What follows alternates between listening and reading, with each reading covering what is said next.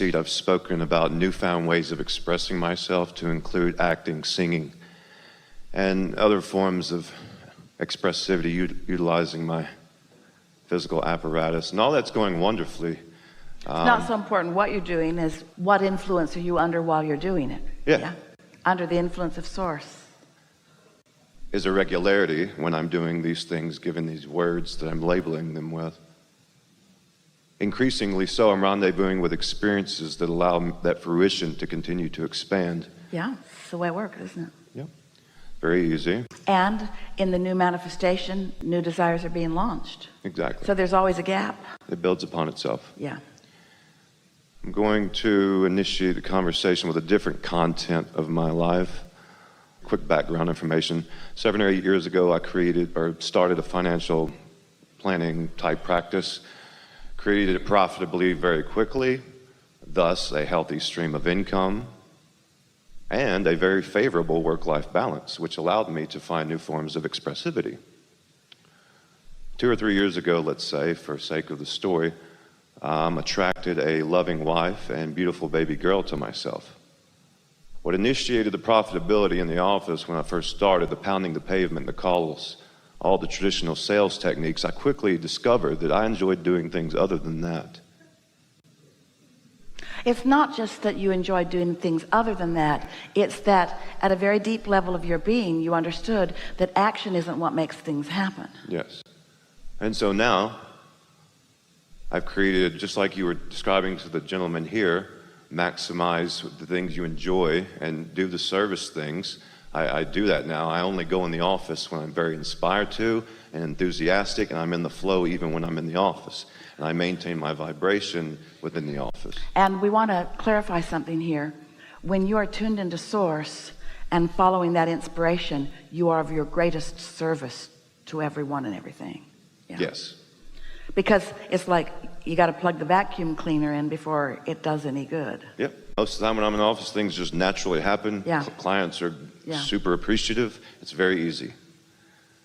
That healthy stream of income I created while I was a single man would appreciate being expanded to... Now, I understand that there are infinite ways for financial income to make its way to me. However, I've got a creation in place that's already set up. It's very easy for me, so it makes sense to point my attention to that. The bus is already riding, the doors are open, people just need to jump on. And I've listened to you in the past saying you don't need to do advertising, you don't need to make calls. Well, here's the thing. This is the perfect conversation for us to have on the heels of the conversation that we just had, because you didn't hear what we were saying as clearly as we want you to. So we're going to emphasize those parts here. It's not easy to not notice what's going on. And so you're bringing that what's going on, not just to this conversation. In other words, not as much stream of income as you want is the simplest way of saying it. But it's not just that you're bringing it to this conversation right now. It's that that's what you keep noticing. Who wouldn't? We get that. But when we say you want to get out ahead of it, what we mean is you want to get off that subject, because that bus that you were talking about already got filled up with everything that matters and is already in the vortex. It really is all done. It really is all gathered.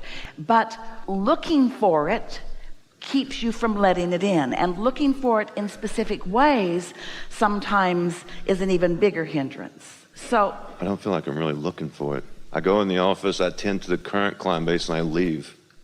Well, we just mean that in the conversation that you just offered here, and you want to say, what the heck, Abraham? Here I am. You say, no question off limits, so here's a question. And now you're saying that question's in your way. The basis of that question is in the way of the answer, because the vibration of the question and the vibration of the answer are different. The vibration of the problem and the vibration of the solution are different.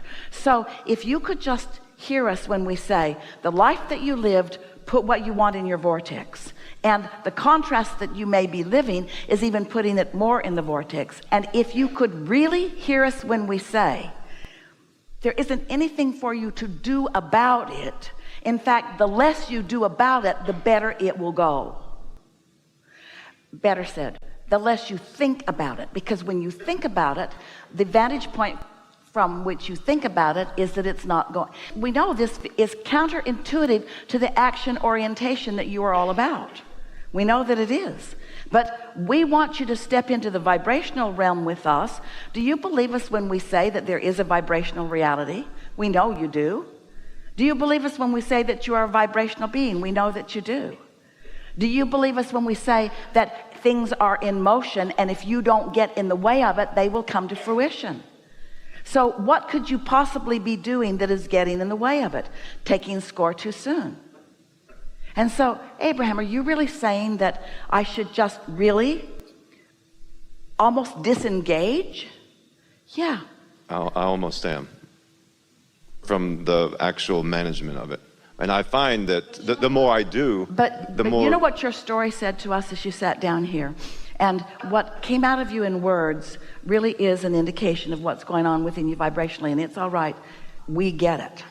But the story that you told us was, when I was full of action and beating the pavement, I made big things happen financially. And now I have other interests and I don't feel like beating the pavement. And now those things are not happening. And there's a part of you that still thinks that it is that action and sacrifice that is the missing piece. We've kind of got you in a bind here because you can't go back to that. Now you're sort of in that place where hard action and sacrifice, we're talking to everybody, is not going to be a big payoff. It should have been on the disclaimer you signed when you decided to come here. You can't go back. I understand by signing this that I will never be able to go back to the time before I knew about vibration. So the action world that I used to live in and the hard work and sacrifice that I used to offer is not going to yield me the results that it used to ever again. I know too much. So now I gotta go with vibration, and you just haven't quite fully gone there yet. That's all it is. Okay. I hear what you're saying and I feel it. I'm good. We're not contradicting you. So since you are good, and we're not disputing that, and since we are on the same vibrational page about all of this, we're over time here, but we want to hear briefly from you, maybe a minute. We would like to hear from you a new and improved version of what you came here to talk to us about. We want to take that painting that you just painted and tune it up from your current vibration. Okay. Hi, Abraham. I'm a deliberate creator, and I love being a deliberate creator, and I like all the life that I lived before. I like everything that I've ever been, because everything that I've ever been has led to who I now am. And who I now am is not just who you see sitting here in this magnificent body. Who I am now is also a vibrational being. Who I am now is not my current business status or financial status. Who I now am is my vibrational currency. That's who I now am. And in every moment of the day, I have awareness of who I really am and who I am. This is the new part. And I am working or focused to close that gap.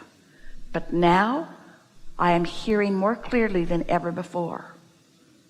You made me know, Abraham, that there is me and there is me. You made me know that there is me and that there is me, and that there is a gap between me and me. And now I'm hearing that I want to put as much of my undivided attention as possible on this me, which means this me is looking that way, because this me